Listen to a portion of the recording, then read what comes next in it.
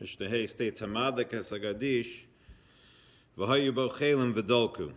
Somebody set fire to a stack of sheaves, of wheat, for instance, and there were utensils in there. Somebody had hid in there, somebody had put in there maybe a pitchfork or whatever, or maybe a wallet, or something you'd expect to find, or something like your snowblower is in there.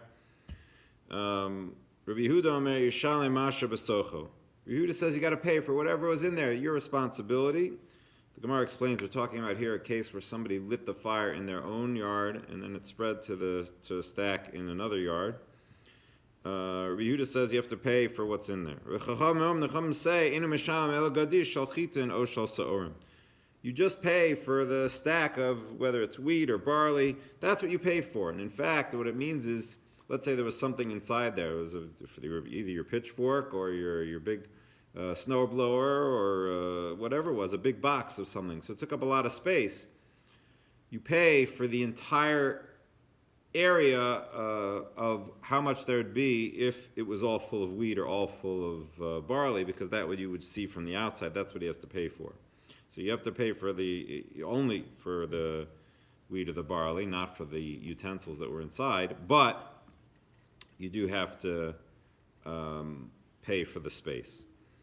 So if there was a goat that was tied to it and a slave that was close to this pile of sheaves, and they got burned up with it, so then you're responsible. You're responsible to pay for the goat as well, because it was tied to this thing, so we couldn't expect that it would run away. The Eved was near it. You don't pay for the Eved. The Eved should have run away. You're chayav for the goat.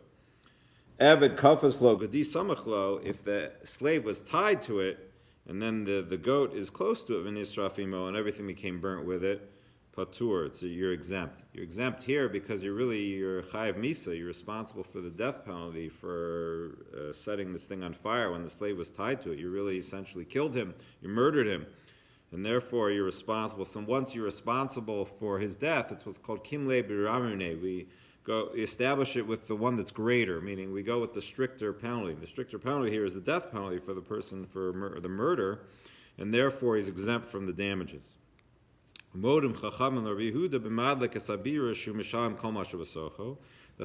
agree with Rabbi Yehuda that if somebody sets a house on fire, so then you assume that everything that's inside, all the contents, everything that's within it, we assume that a house has things in it, as opposed to a stack of sheaves. You don't expect to find utensils in there. Right? That's normal. It's normal to put things in a house, and therefore even the Chacham will admit that you're responsible for the contents.